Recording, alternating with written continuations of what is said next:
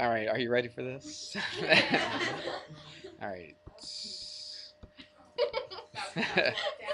It was a letdown. I know, I couldn't be all excited about it because I'm going to talk about inscribed circles. How exciting could that possibly be?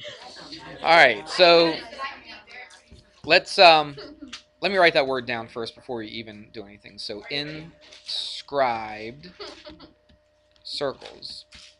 Now, we talked about something, I think the second day we talked about circles. What I'm going to draw right here is not an inscribed circle. You might not want to even draw this. This is just review. Now, Dominique was in here for study hall, and she asked about this one question. I said it's a central angle, and then I kind of flipped through the book to see where it talked about central angle, and it took me forever, didn't it? It took me forever to find out, and I thought it was a theorem, and I thought it was in a nice little blue box and stuff, and it's just kind of like barely written in there about the central angle is equal to the intercepted arc. And it took me a long time. I went through every single section. It's got to be in here. And it really wasn't a theorem, and I always thought it was. But anyway, if I said that this was X degrees, remember you probably had a couple problems where you had to do this. And this was 70 degrees. Do you remember that? Okay, and if I said solve for that angle, what would that angle be? It'd be 70 degrees. And vice versa. If I told you the angle was 70, then the arc would be what? Would be 70. Okay, now that's central angle. What we're going to do today is different than the central angle. Just get rid of all these. Oopsie daisy.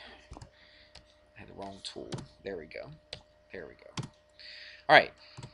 This is an inscribed angle. When we talk about something that's inscribed, it means the vertex is actually lying on the circle itself. Now remember, this is not on the circle, is it? It's not a disc. It's not a flat disc where you can actually stand on the circle. If you're going to stand on the circle, where would you be standing? Right here. Yeah, it's not really the edge. We think of it as the edge, okay, because we think of it as like a flat surface. But really, it's just this line around here is the circle. The stuff in here is not the circle itself, is it? It's the what? A point in here would be the what?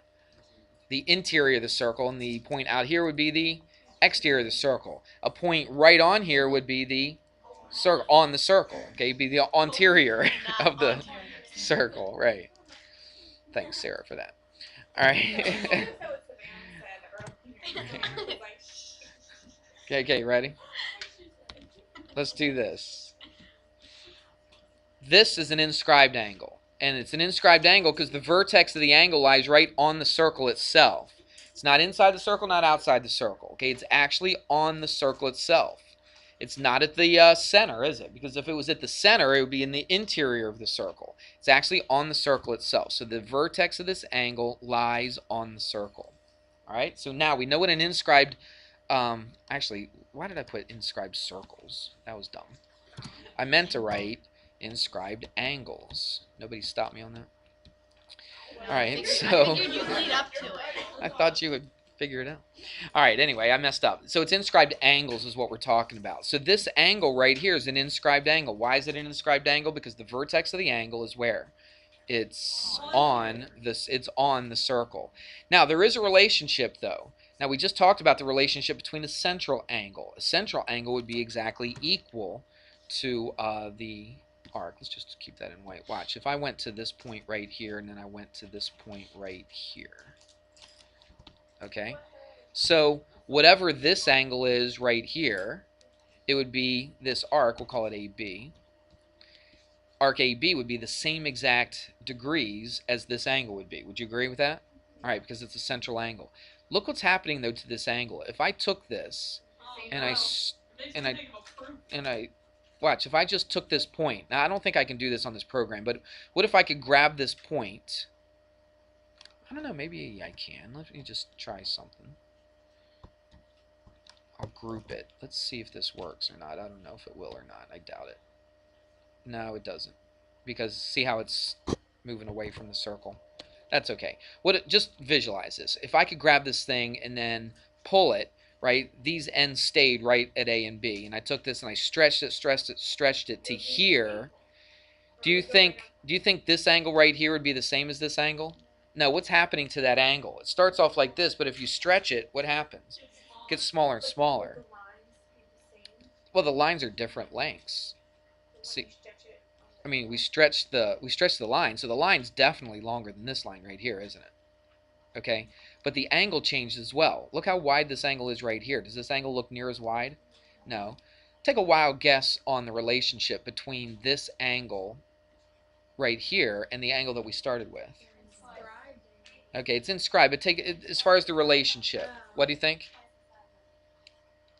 This is twice the size, or what's twice the size? The one that's on the circle is half the size of the one that's in the That the central angle. Okay, good. Okay, and you're exactly right, and it is half. Okay, I'm not really going to do a proof or anything for this. In fact, I think there is a proof on. Yeah, there's a proof on page 710. Just be patient, okay? If you look on page 710, there is actually a proof for this. It's a little bit. I don't even know if I've actually even looked at that proof to do it. I don't know if I could do it on my own, but I could probably follow it on page 710, and you could actually prove that this angle is half of this angle, or this angle, if it's half of this angle right here, it also has to be half of what? Of the arc, right? Because this arc and this angle have the same degrees, don't they? The same degree measure. So this angle right there has got to be half of that arc. Does that make sense?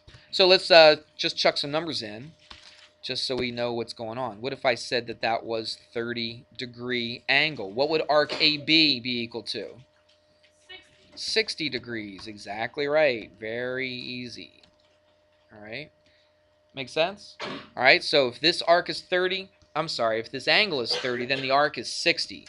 What if I told you the arc? It's not much more difficult, okay? But what if I told you the arc was 60? How would you find the angle?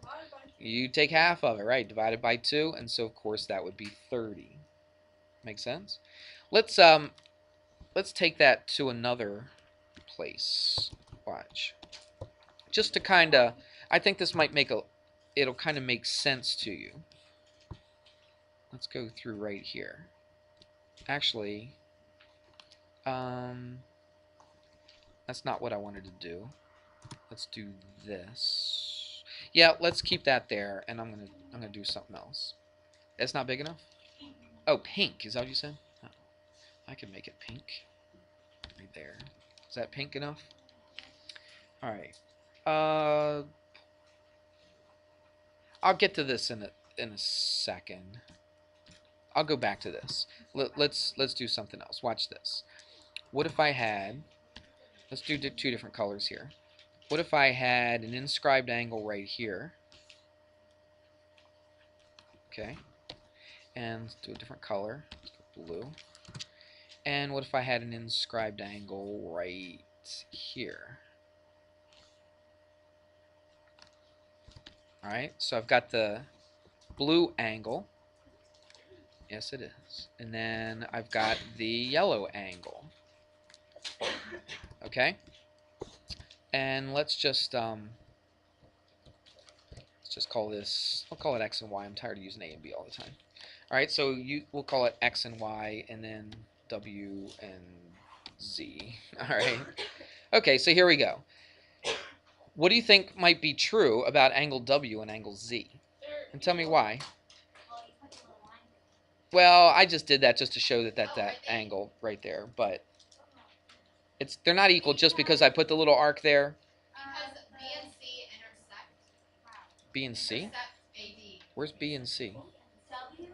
Oh, sorry. I was looking at the example. All right. So ZX. So look at angle W. Look at the yellow one. What arc does it make? So what does angle W? So angle, watch this. Angle W would be what? Half of what? Arc. Arc XY. Good. Okay, arc XY. Alright, let's go to angle Z. What's angle Z going to be? It's going to be half of what? XY.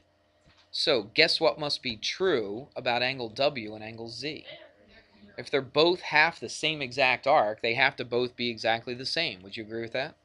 Absolutely. So here's what this theorem says. It basically says this, that inscribed angles that cut off the same arc are equal to each other. So two or more, okay, or any inscribed angles that cut off the same or equal arcs Follow me? So any inscribed angle that cuts off the same or equal arcs have got to be equal to each other or congruent to each other. Does that make sense why? I think that really helps right there showing that, doesn't it? All right, so that's pretty interesting, isn't it? Yeah. Let's do what I was going to do a little bit earlier. Let's do this. I'm going to put a diameter here. And I want to do this. Let's go a little bit different color. I've got a diameter. And I'm going to draw an inscribed angle, but watch what I'm going to do. I'm going to hit it right there at the end of this diameter, and I'm going to take this one, I'm going to hit it right at the end of that diameter. So I want you to tell me what, we'll call it C. I want you to tell me what angle C is equal to. Why 90 degrees? Very good, okay? That's exactly right. He said 90 degrees. This is going to be 90 degrees. And I asked him why, and he said because it's half of 180. Where'd you get 180 from? Because look what it does. It cuts off this arc right here. What is this arc? If it goes from one end of the diameter to the other, it's got to be a semicircle, right? Which is 180 degrees. So this inscribed angle is half of the arc that it cuts off. If it cuts off a 180 degree angle, it's got to be half of 180 degrees. And what's half 180 degrees? It's 90 degrees. So that has to be a right angle right there. Now, was that point C, was it like in a special place? You know, did I pick a magical spot right there where it's always going to be 90 degrees? No, I didn't. Okay, I could go anywhere on here. I could go anywhere on this circle. Where do you want to go? Like right here, like way down here like this? Okay. So let's connect that end of the diameter to that end of the diameter right there and check it out. Guess what I just drew? I just drew a right angle, didn't I? How do I know that? Because it cuts off a 180 degree arc. And so it's half, the inscribed angle is half of the 180 degree arc, so that's 90 degrees. I could keep going doing this all around the circle, and I can have nice, perfect 90 degree angles that way. That's pretty interesting, isn't it? I kind of like that one. That's one of my favorite ones. Don't know why, but it is. Let's see what else. I mean, they give some examples, and I think you can. I'll let you look at the examples on your own. Okay. I think you're big kids, you're honors kids, so you can take a look at the examples. I'm just giving you the basic groundwork of this stuff.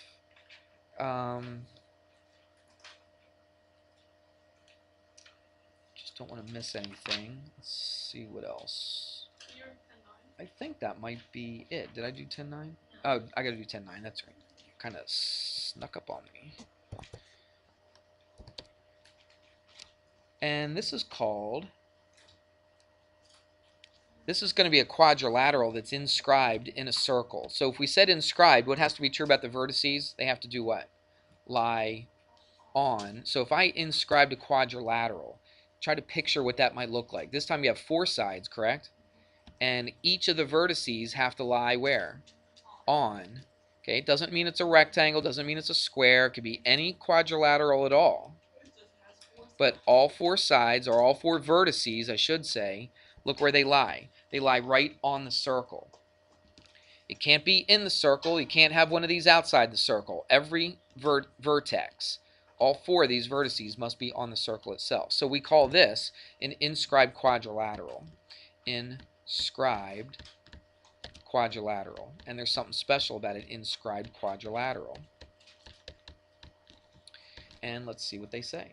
It says if a quadrilateral is inscribed in a circle, then its opposite angles are supplementary. So let's do this. Let's say A, B, C, and D.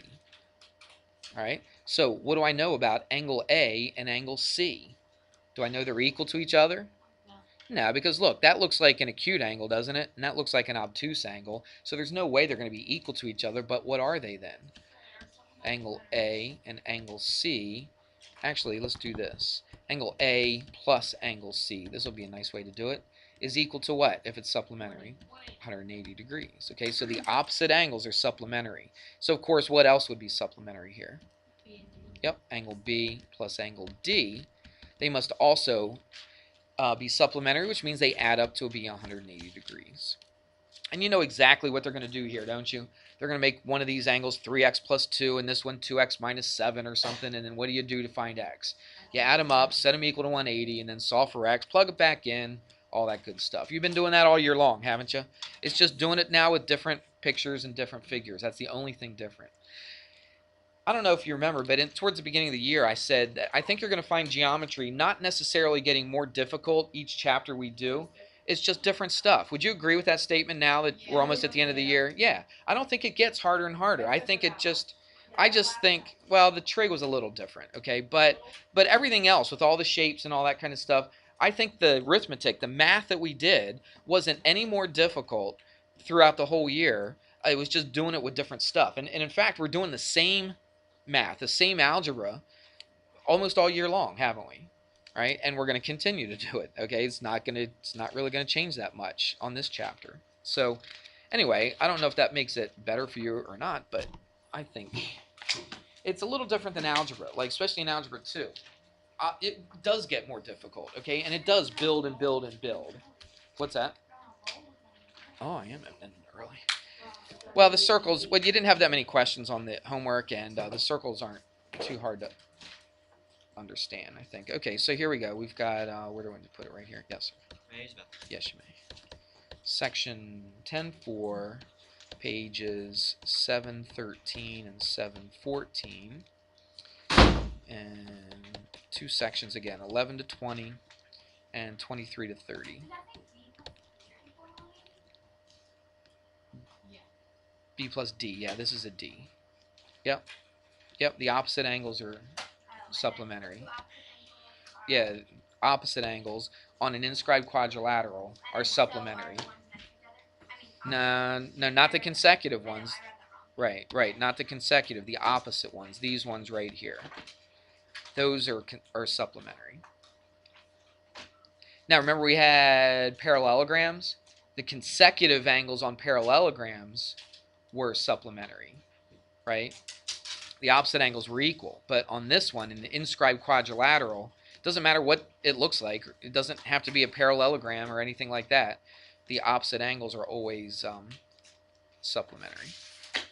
I think that covers everything. Everybody good with that? All right. Have a good long weekend.